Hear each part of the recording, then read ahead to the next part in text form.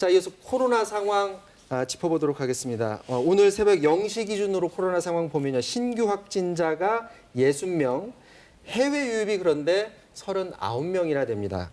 왜 이렇게 해외 유입이 지금 어제도 그렇고 그제도 그렇고 지금 계속 많이 지금 들어오고 있거든요. 왜냐면요, 두 가지 이유인데요. 첫 번째는 러시아에서 들어온 선박이 있습니다. 이 선박에서 원래는 이제 선박을 예전에는요 전자로 했거든요, 검증을. 전자로 한다는 말은 선박에서 자체적으로 검증해서 이걸 이메일로 보내면 확인만 해주고 통과를 시켰다가 이건 격상시킨 게 뭐냐면 승선해서 검역을 합니다. 근데 승선해서 검역하는 것도 한계가 있는 게 진단을 하는 게 아니라 발열 체크라든지 아니면 증상이 있는지 없는지만 보는 거예요. 근데 러시아 선박 지금 들어온 선박들 중에 증상이 없었는데 무증상 상태에 감염된 사람이 있었던 겁니다. 근데 문제는 뭐냐면 거기에 우리 노동자들이 들어가서 하역 작업도 했거든요. 그래서 이제 추가 감염자가 나올 가능성이 있는데 지금 러시아에서 들어온 선박에서는 19명이 지금 감염이 됐다고 확진이 되면서 해외 유입자가 늘어나고 있고 또 하나는 이제 이라크에서 들어온 분들이 또 논란이 되고 있는 상황입니다. 자, 이라크에서 들어오는 우리 노동자들이 지금 문제잖아요. 근데 이라크 자체에서도 워낙에 확진자가 많다면서요. 지금 현재 하루 2,000명씩 늘어나고 하루 있어요. 2,000. 감염자가 엄청나게 늘어나고 있지 않습니까?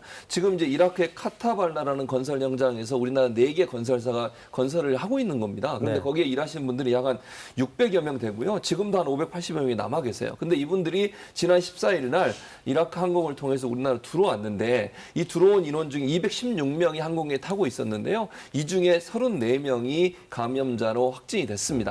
그래서 이분들 지금 치료를 받고 있는 상황이고요. 또 증상이 없었지만 들어온 뒤에 생활격리센터에 있으시면서 또 감염된 분도 계세요. 그러다 보니까 이라크 같은 경우에는 이라크 들어온 분들 같은 경우에는 추가로 더 늘어날 가능성이 있고 또 하나는 현재 한 50여 명이 의심 증상이 있어요. 진단은 양성은 나오지 않았지만 그 의심 증상 있는 50분 중에도 일부가 확진될 가능성이 있기 때문에 앞으로 더 늘어날 가능성은 배제할 수 없습니다. 자, 이라크에 가 있는 우리 건설 노동자들 보니까 너무 많이 확진 판정 받고 있는데 그래서인가요? 지금 정세균 총리가 특별수송기도 보낸다고 하죠? 그렇습니다. 왜냐하면 이라크에 있는 건설 노동자들이 2,000명씩 늘어나고 있잖아요. 그런데 이라크 현지의 의료시설이 그렇게 좋지가 않습니다. 그래서 이분들이 한결같이 말씀하시는 건 빨리 한국으로 돌아가고 싶다는 말이에요. 그래서 지금 자가격리하고 계시거든요, 전부 다. 그래서 우리 국민들을 보호해야 되기 때문에 뭐 감염이 됐든 안 됐든 관계없이 우리 정부는 전 세계를 띄워서 예전에 우리가 뭐 우한이든 이탈리아든 여기서 전 세계로 들어온 사례가 있지 않습니까? 그 사례를 잘 준용을 해서 이라크에 계신 노동자들을 빠른 시간에 데려오겠다고 정부가 밝히고 있는 상황입니다. 자, 이제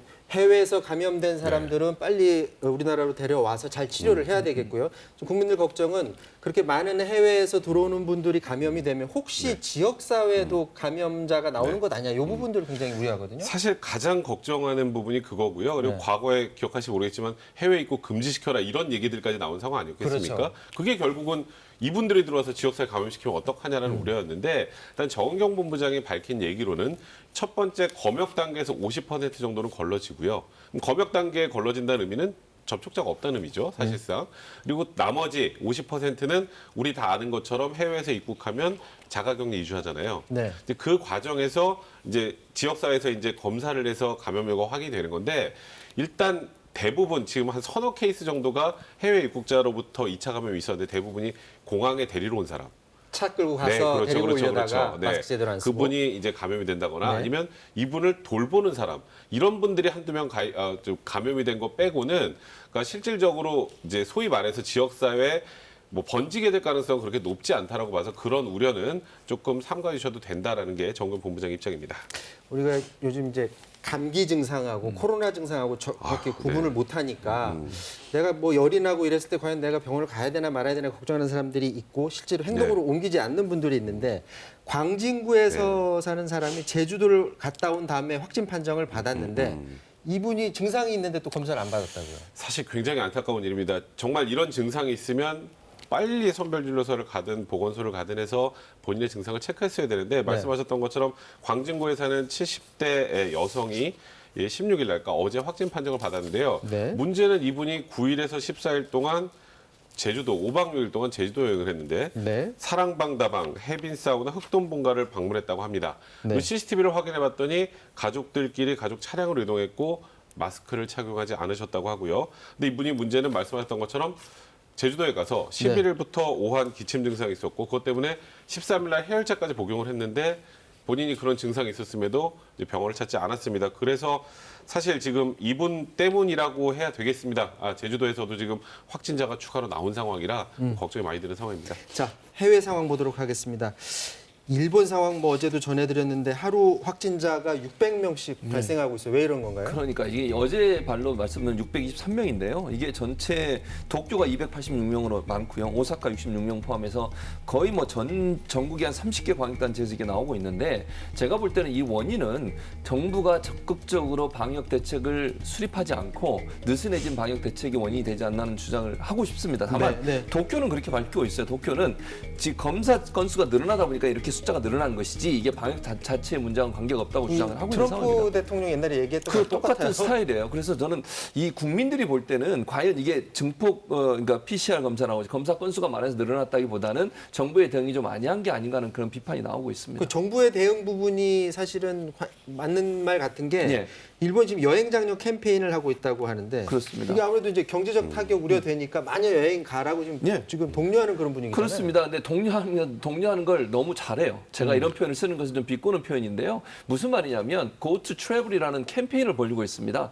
아베 정권이 들어서면서 Go to Travel이라는 캠페인을 정하고 있는데 이게 15조 원의 예산을 들여서요. 여행을 가는 가족들한테 여행비의 반 정도를 지급해 주는 겁니다. 그러니까 우리나라 돈은 15조니까 엄청난 돈이잖아요. 이걸 국민들한테 지급을 해서 가능한 한 빨리 여행 다녀라 이렇게 얘기하고 있는데 지금 아까 말씀드린 것처럼 신규 확진자가 하루에 623명이 나오고 있는 상황에서 이분들이 이렇게 여행을 다니다 보면 과연 이게 감염이나 아니면 확산이 더 높아질 위험성이 없느냐 하는 부분에서 국민들은 우려를 하고 있고요. 원래는 도쿄도 이 혜택 안에 포함돼 있었는데 도쿄 주민들이 너무너무 반대를 많이 하다 보니까 도쿄는 거기서 제외가 됐고요. 46개 광역단체들 중심으로 해서 지금 지원금이 나가고 있는데 일본의 국민들은 많은 부분 우려를 더 크게 하고 있는 상황이다 이렇게 말씀드릴 수 있습니다. 자, 미국 상황을 보면 이제 일본은 그렇고요. 미국은 가장 최근까지 마스크 논란이 빚어졌습니다. 최근에 트럼프 대통령이 뒤늦게 마스크를 쓰기는 했지만 주마다 또 정치인마다 마스크 착용 두고 입장이 다르다고 하거든요. 영상 한번 보도록 하겠습니다. 네, 도널드 트럼프 대통령의 대선 유세에 노마스크로 참석했던 케빈 스티트 오클라호마 주지사가 확진 판정을 받았습니다. 미국에서 현직 주지사가 감염된 사례는 처음이라고 하네요. But I think I am the first governor. So yeah, I'll let them know that it just kind of feels achy, like maybe the start of a little cold is what it feels like right now. But really, I feel fine. 스티트 주지사는 한 달 전 그 행사 때문에 감염과 직접적인 관련성이 없을 거라고 했지만 마스크 착용 의무화를 반대해 온 만큼 비난의 목소리가 높은 상황입니다. 반면 미국 엘라베마주가 집을 나설 때는 꼭 마스크를 쓰라며 의무 착용 방침을 전격 선언했습니다. 총 36개 주가 마스크 착용을 의무화했고 월마트, 타겟 이런 유통업체들도 등장하고 있습니다. 자, 하지만 여전히 마스크 의무화에 대한 거부감도 큰 상황인데요. 이런 가운데 이렇게 마스크 착용을 독려하는 연예인이나 이런 메시지들을 보내는 사람들이 많습니다.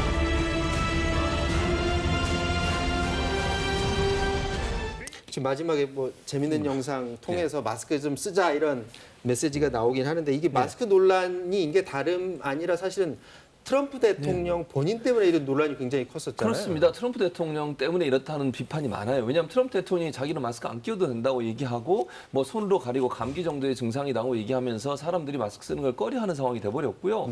이게 대선을 앞두고 정치적 논쟁거리가 돼버렸습니다. 이게 건강과 관련된 방역과 관련된 문제인데 공화당 지지자들은 자기들은 마스크 안 쓰겠다. 왜냐? 트럼프 지지하기 위해서. 트럼프가 하는 정책을 지지하기 위해 자기는 마스크 안 쓰겠다는 얘기가 나오고 민주당 지지자들은 또 마스크를 쓰는 캠페인을 벌이고 이러다 보니까 이게 건강이 중심이 돼야 하는데 정치적 이해관계 때문에 결국 마스크를 쓰고 안 쓰고 되다 보니까 전체적으로 트럼프의 이런 잘못된 행동 하나가 미국 전역의 위험성을 더 높이고 이렇게 많은 전 세계적으로 가장 많은 지금 감염자가 있는 나라가 미국입니다. 이런 현상까지 오게 되지 않았나 하는 비판이 일고 있는 상황입니다.